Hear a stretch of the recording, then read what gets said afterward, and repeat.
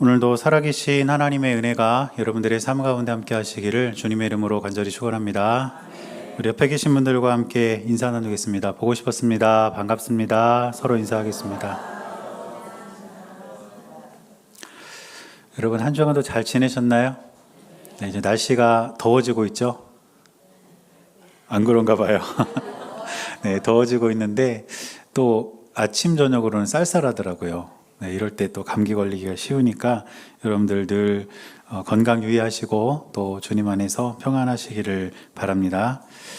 요즘에 미국과 이란의 전쟁으로 인해서 참 어려운 시간을 보내는 것 같습니다. 저도 아침에 이제 가장 먼저 하는 일 중에 하나가 뉴스 보는 거예요. 이 지금 어떻게 돌아가고 있나. 가장 우리 피부에 와닿는 게 여러분 뭐 같으세요?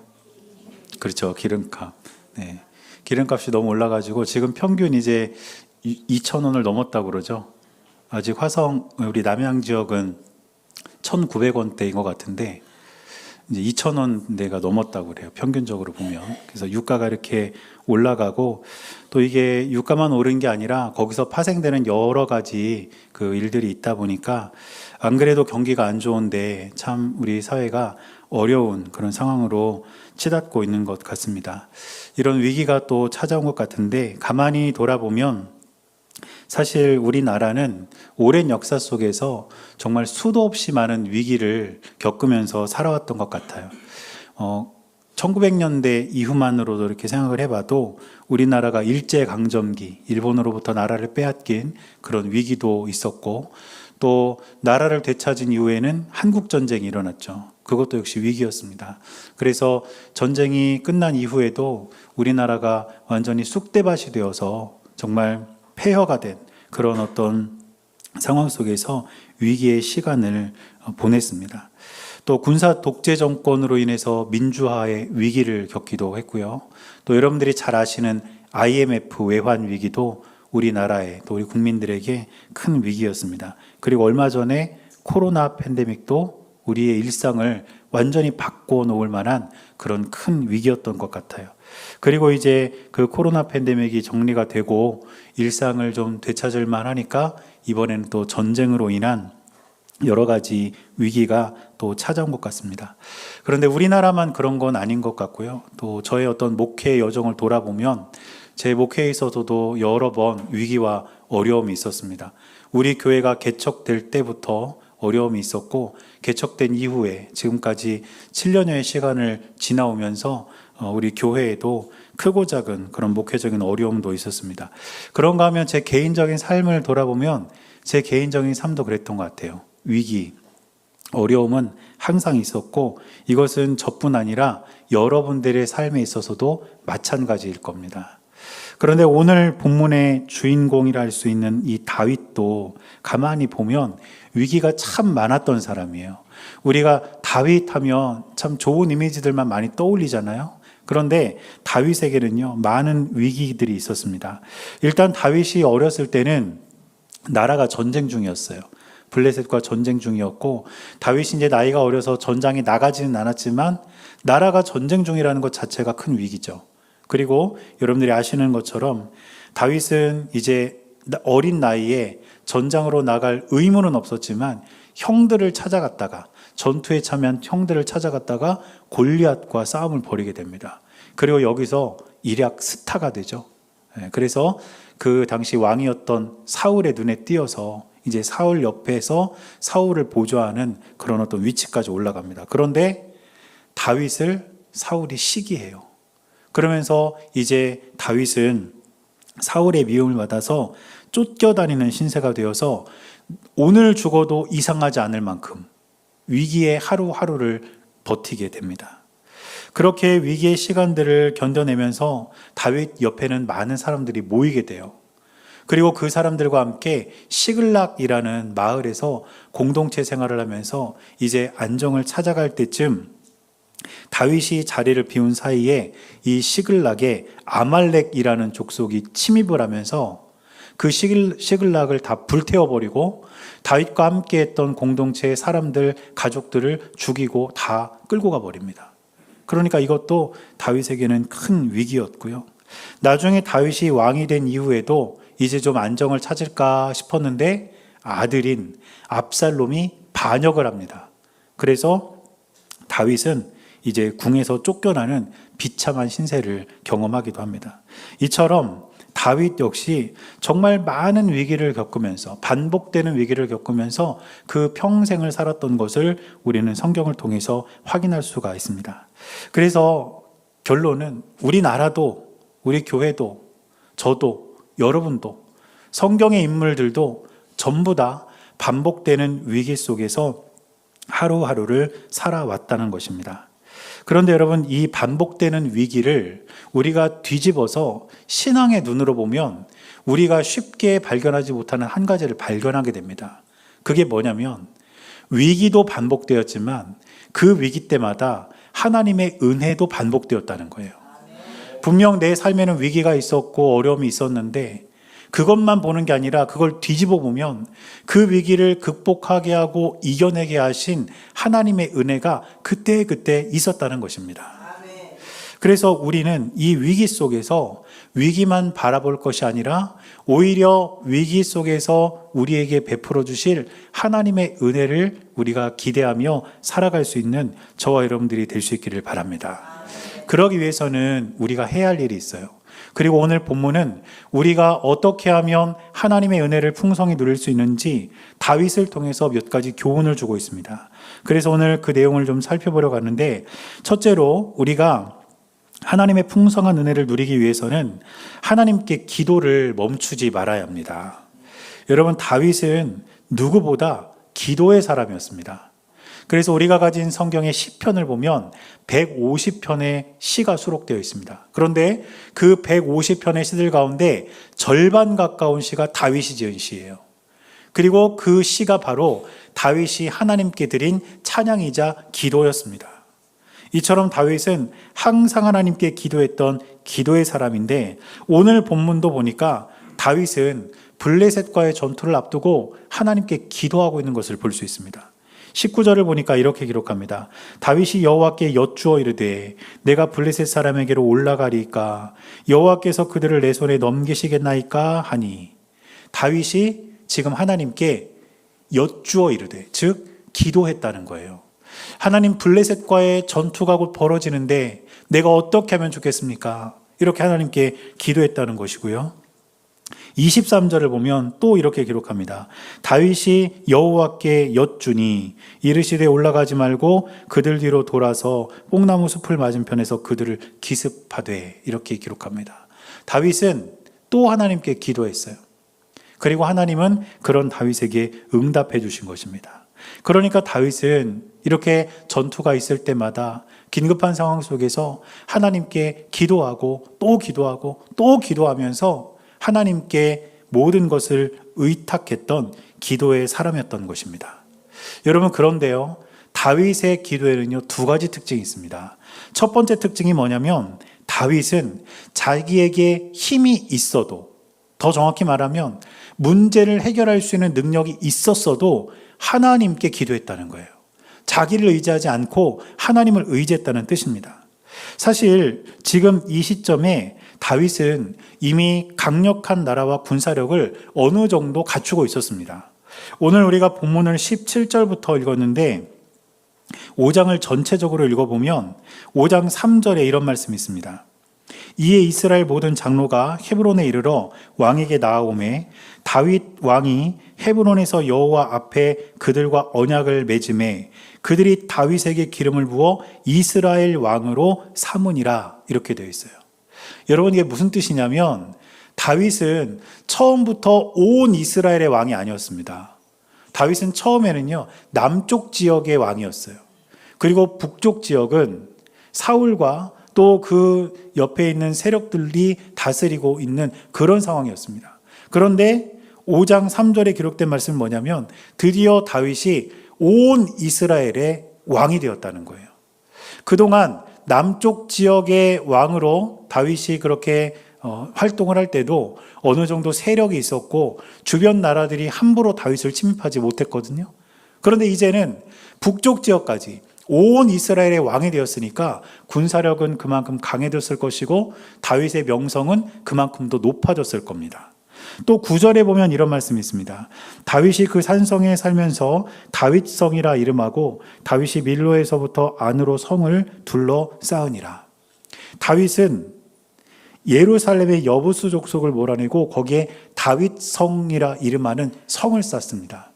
그리고 성벽을 거기에다 건축하면서 일종의 수도를 세우는 것이죠. 그러니까 어떤 나라의 기틀을 든든히 다지면서 이제 행정적으로도 조직적으로도 나라의 모습을 갖추어가기 시작했다는 거예요. 그리고 밑에 10절을 보면 또 이렇게 기록합니다. 만군의 하나님 여호와께서 함께 계시니 다윗이 점점 강성하여 가니라. 안 그래도 강했는데 점점 더 다윗이 강해져 갔다는 거죠. 그러니까 다윗은 어느 정도의 군사력, 어느 정도의 나라의 어떤 기틀을 가지고 있는 상황이었다는 것이죠. 그래서 블레셋과의 전투를 앞두고 있었을 때 어쩌면 다윗이 갖고 있는 그 나라의 군사력만으로도 얼마든지 전투를 해볼 만한 그런 상황이었을 겁니다. 그러나 다윗은 그런 자기 힘을 믿지 않고 하나님을 의지하면서 기도했다는 것입니다. 여러분, 기도라는 것은 우리가 힘이 없을 때, 우리가 어떻게 할 방법이 없을 때만 드리는 게 기도가 아닙니다. 때로는 우리에게 힘이 있고 능력이 있어도 하나님을 의지하겠다는 고백이 바로 우리의 기도이고, 저는 저와 여러분들이 우리에게 힘이 있고 능력이 있었어도 하나님을 먼저 의지할 수 있는 다윗과 같은 기도의 사람이 될 수 있기를 주님의 이름으로 간절히 축원합니다. 그런가 하면 다윗의 기도의 두 번째 특징이 뭐냐면 계속해서 기도했다는 거예요. 다윗은 한 번 기도해서 응답받았다고 해서 기도를 멈추지 않았습니다. 오늘 아까 읽은 두 번의 그 말씀을 보면 처음에 다윗이 기도했을 때 응답을 받고 승리를 합니다. 그런데 23절에서 다시 한번 또 기도하죠. 그러니까 다윗은 때마다 일마다 계속해서 하나님께 기도했던 기도의 사람이었다는 것입니다. 그리고 하나님께서는 계속 기도하는 다윗에게 상황에 맞게 응답해 주십니다. 다윗이 처음 기도했을 때는요, 뭐라고 말씀하셨냐면 공격해라, 올라가라, 선제 공격을 하라고 응답해 주셨어요. 그런데 두 번째 전투에 앞서 기도했을 때는 뭐라고 말씀하셨냐면 이번에는 뒤에 숨어 있다가 기습해라, 이렇게 말씀해 주셨어요. 똑같은 전투, 똑같은 블레셋 군사들을 상대하는 전투였는데 한 번은 하나님께서 먼저 선제 공격해라 이렇게 말씀하셨고, 두 번째는 기습해라 이렇게 말씀하시면서 그 때와 상황에 맞게 가장 좋은 길로 다윗을 인도해 주셨다는 것입니다. 여러분, 하나님께서는 기도를 멈추지 않는 자에게 상황과 그 여건에 맞게 가장 좋은 길로 인도해 주신다는 사실을 잊지 마시기를 바랍니다. 여러분들이 기도할 때 하나님은 가장 적당한 길로, 가장 좋은 방법으로 여러분들에게 응답하시고 인도하실 것입니다. 그러므로 저와 여러분들이 하나님의 풍성한 은혜를 누리기를 원한다면 누구보다 기도의 사람이 되어야 합니다. 여러분, 기도는 우리 그리스도인들이 갖고 있는 가장 강력한 무기입니다. 그런데 아무리 좋은 무기를 가지고 있어도 그걸 쓰지 않으면 이길 수가 없어요. 그런데 우리가 기도라는 가장 강력한 무기를 갖고 있는데 그 기도를 하지 않고 있다면 우리는 지금 가장 큰 무기, 가장 강력한 무기를 사용하지 않는 것입니다. 교회에 나와서 시간을 정해서 기도하는 것이 가장 좋겠지만 그렇지 않다 해도 여러분들이 계신 그 자리에서 한마디라도 하나님께 기도하며 여러분들의 일상을 살아갈 수 있다면 하나님께서는 반복되는 위기 속에서도 반복되는 은혜를 여러분들에게 베풀어 주실 줄 믿습니다. 그렇게 기도하며 사는 우리 모두가 될 수 있기를 주님의 이름으로 간절히 축원합니다. 두 번째로 우리가 하나님의 은혜를 누리려면 하나님께 영광을 돌려야 합니다. 다윗은 하나님의 인도하심으로 전투에서 승리했습니다. 그런데 오늘 20절을 보면 이렇게 기록합니다. 다윗이 바알브라심에 이르러 거기서 그들을 치고 다윗이 말하되 여호와께서 물을 흩음같이 내 앞에서 내 대적을 흩으셨다 하므로 그곳 이름을 바알브라심이라 부르니라, 이렇게 기록합니다. 그곳 이름이 원래는 뭐 다른 이름이든지 아니면 이름이 없는 마을이든지 그랬을 거예요. 그런데 그곳에서 하나님의 인도하심으로 승리를 경험한 다음에 다윗이 그 장소, 그곳, 그 마을의 이름을 뭐라고 붙였냐면 바알브라심이라고 붙였습니다. 이 말의 뜻은 뭐냐면요, 바알은 우리가 흔히 알고 있는 그 우상의 이름 바알을 뜻하고 또 주인 이런 의미를 갖고 있습니다. 그리고 브라심이란 뜻은요, 흩어버리다, 분열시키다, 파괴하다 이런 뜻이 있어요. 그러니까 이게 무슨 뜻이냐면 하나님께서 물을 흩어버리듯이, 대적들을 파괴하듯이 원수들을 흩어버리셨다, 파괴하셨다, 이기게 하셨다 이런 뜻입니다. 그러니까 바알브라심이란 이 지명에는 하나님께서 이 전투를 승리로 이끄셨다는 그 하나님께 대한 믿음의 고백이 담겨 있는 것이고, 이 바알브라심이라는 지명 안에는 하나님께서 이 전투를 승리로 이끄셨음을 선언하는 그 선언이 담겨 있는 것입니다. 그래서 그 지명에는요, 어떤 인간의 공로나 인간의 힘을 기념하는 그런 내용이 담겨 있는 것이 아니라 하나님의 이름이 그곳에 새겨졌고 하나님의 영광이 그곳에 드러났다는 것을 의미합니다. 그러니까 다윗은 전쟁에서 승리하고 난 이후에 가장 먼저 하나님께 모든 영광을 올려드렸다는 거죠. 그런데 여러분, 사실 사람들에게는요, 자기 이름을 남기려는 본성이 있습니다. 어떤 큰 일을 행하고 난 뒤에, 심지어 하나님의 은혜로 좋은 일을 겪고 난 뒤에도 자기 이름을 남기려는 그런 본성이 우리에게 있다는 거예요. 그 대표적인 사람이 누구냐면 다윗 바로 직전 왕이었던 사울입니다. 사무엘상 15장 12절을 보면 이런 말씀이 있습니다. 사무엘이 사울을 만나려고 아침에 일찍 일어났더니 어떤 사람이 사무엘에게 말하여 이르되 사울이 갈멜에 이르러 자기를 위하여 기념비를 세우고 발길을 돌려 길갈로 내려갔다 하는지라. 사무엘이 사울을 만나려고 하는 상황에서 사울의 소식을 들은 거예요. 어떤 소식입니까? 사울이 자기를 위해서 기념비를 세웠대요. 그런데 이 상황을 전후 맥락을 보면 아말렉이라는 민족이 쳐들어왔을 때 하나님의 은혜로 그 전투에서 승리하거든요, 사울이. 그럼 누구에게 영광을 돌려야 합니까? 하나님께. 그런데 그 전투를 한 사람이 자기니까 자기 이름을 위한 기념비를 세운 거예요. 내가 이겼다, 내가 승리했다, 이런 기념비를 세우고 길갈로 내려갔다는 소식을 사무엘이 들었다는 것이죠. 사울은 하나님의 인도하심으로 아말렉과의 전투에서 승리했음에도 불구하고 하나님께 영광을 돌린 게 아니라 자기 이름을 새기고 자기 이름을 남긴 것입니다. 창세기에 보면 바벨탑을 쌓은 사람들이 나오죠. 여러분들 아실 거예요. 그 바벨탑 쌓은 사람들도 마찬가지 아닙니까? 창세기 11장 4절에 보니까 이렇게 나와요. 또 말하되 자 성읍과 탑을 건설하여 그 탑 꼭대기를 하늘에 닿게 하여 우리 이름을 내고 온 진면의 흩어짐을 면하자. 중요한 건 뭡니까? 우리 이름을 내자. 우리 이름을 기록하자. 우리가 이렇게 높은 곳까지 탑을 쌓아서 하나님의 위치에 올랐다는 걸 보여주자. 이게 인간의 본성이었다는 것입니다. 가만히 보면 우리 신앙 공동체 안에도 이 자기 이름을 내려는 그런 사람들이 종종 있습니다. 우리 교회는 없어요. 오히려 제가 이야기를 하죠.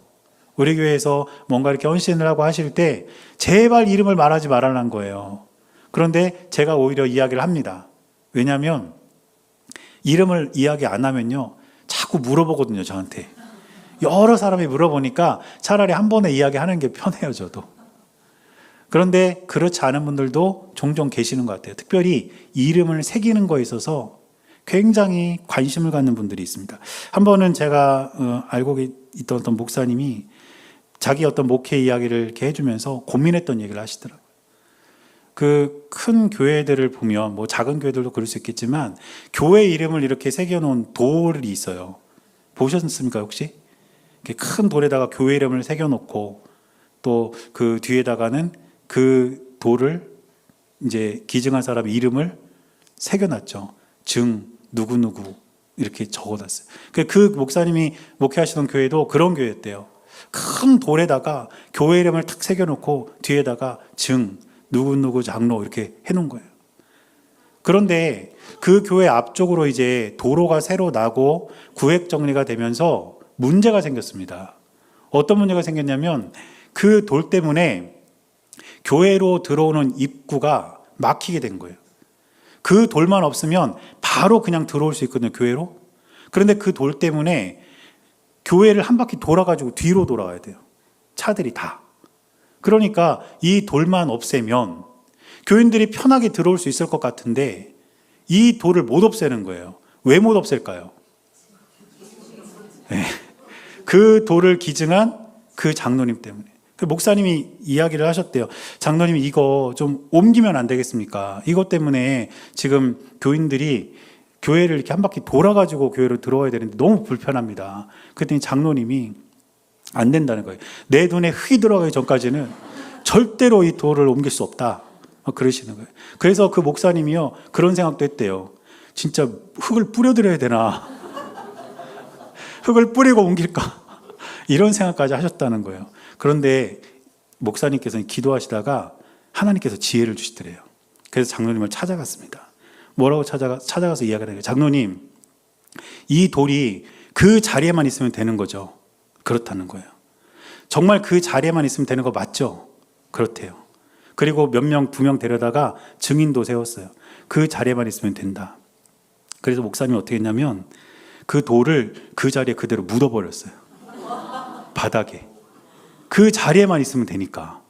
대신 바닥에다가 요만한 돌판에다가 새겨줬대요. 여기에 누구누구 장로님이 기증하신 교회 비석이 묻혀 있다. 그래가지고 그 자리에 그냥 그대로 묻어두고 길을 냈다는 거예요. 그러니까 장로님도 아무 말 못하시죠. 왜냐하면 그 자리에 있으니까. 그 이야기를 하시면서 왜 이렇게 사람들은 자기 이름을 기록하고 남기는 걸 좋아하냐 이러면서 그 이야기를 이렇게 해주신 것이 기억이 납니다. 여러분, 사울도 그런 거 아니에요? 전투에서 내가 이겼다 자기 이름을 써가지고 기념비를 세운 것이죠. 그런데 다윗은 아니었다는 거예요. 자기가 이겼어도 하나님께서 승리하게 하셨다. 자기 이름을 새긴 것이 아니라 하나님의 이름을 새긴 것입니다. 여러분, 다윗이 반복되는 위기 속에서 반복되는 은혜를 누릴 수 있었던 또 하나의 이유가 바로 이것입니다. 매사에 하나님께 영광을 돌렸기 때문이에요. 저는 저와 여러분들도 우리 삶 가운데 있는 모든 일들 가운데 그 삶의 자리에 내 이름을 새기지 않고 하나님께 영광을 돌리며 하나님의 이름을 새기며 하나님을 높여드리는 저와 여러분들이 될 수 있기를 주님의 이름으로 간절히 축원합니다. 마지막 세 번째는 우리가 하나님의 말씀대로 행할 때 우리는 은혜를 누리게 됩니다. 다윗이 반복되는 위기 속에서 하나님의 은혜를 누릴 수 있었던 비결은 뭐냐면 하나님의 말씀대로 행했기 때문이에요. 오늘 25절에 보니까 이렇게 기록합니다. 이에 다윗이 여호와의 명령대로 행하여 블레셋 사람을 쳐서 게바에서 게셀까지 이르니라.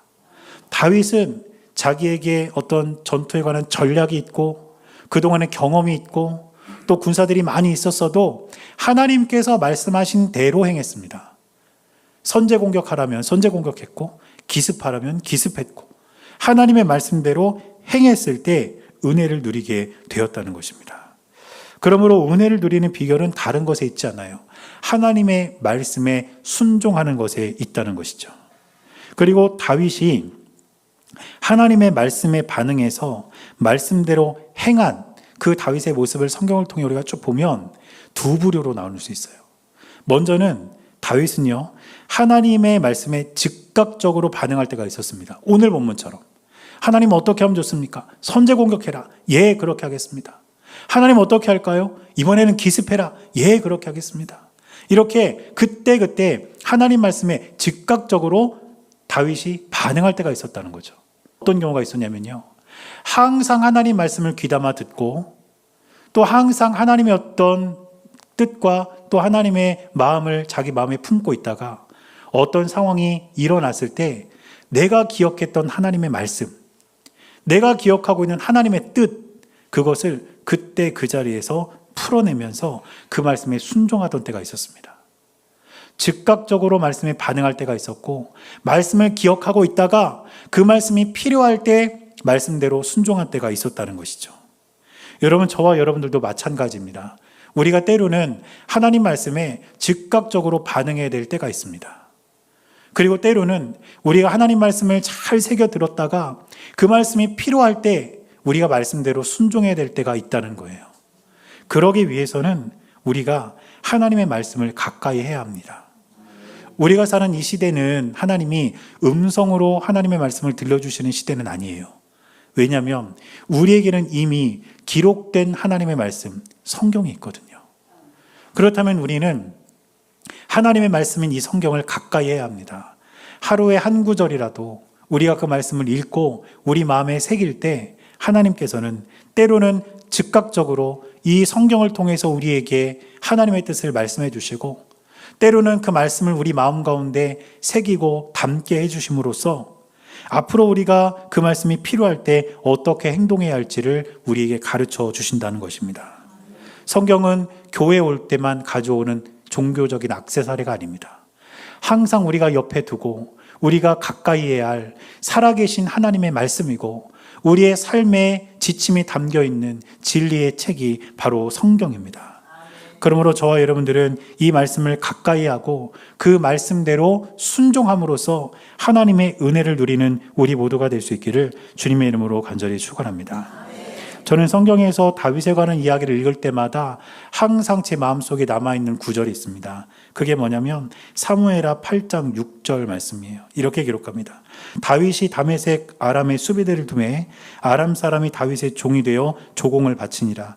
다윗이 어디로 가든지 여호와께서 이기게 하시니라.